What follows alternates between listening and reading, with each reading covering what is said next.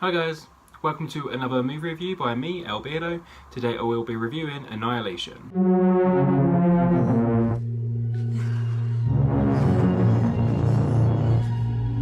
Annihilation is a story of Leigh, who is a biologist. Her husband has been presumed KIA for the past few years, and one night he suddenly turns up out of the blue. She's completely shocked and has no idea why.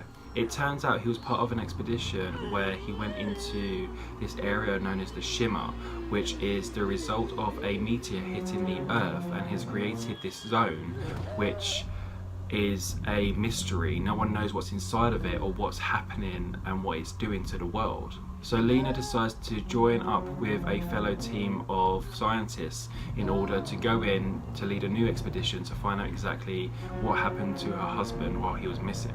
That's pretty much all I'm going to say about the plot, because there is so much more to the film than this basic premise.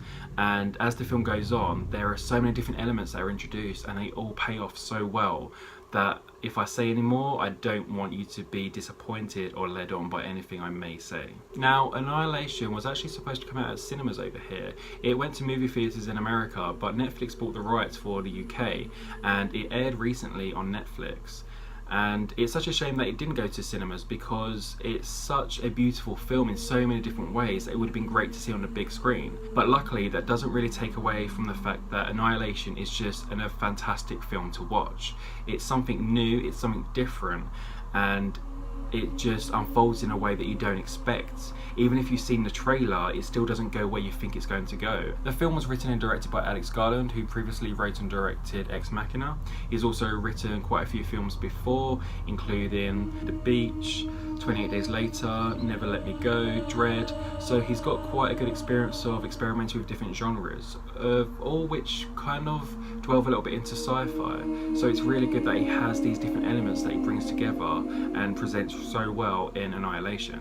In the film, Leigh is played by Natalie Portman, and she does just such a fantastic job of creating this character who you can tell she has decisions she's made in her life which she's not happy with at all, and she's almost on a self-destructive path because her husband has been missing for a few years now and she just doesn't know what to do. She feels like she can't move on. Lena's husband Kane is played by Oscar Isaac, and he's not in the film as much as you would think, but that's not really a bad thing at all. He's a fantastic actor and he does some great work here, but the film isn't really about him. It's about Lena and this group of scientists that she goes into the Shimmer with and how it affects them.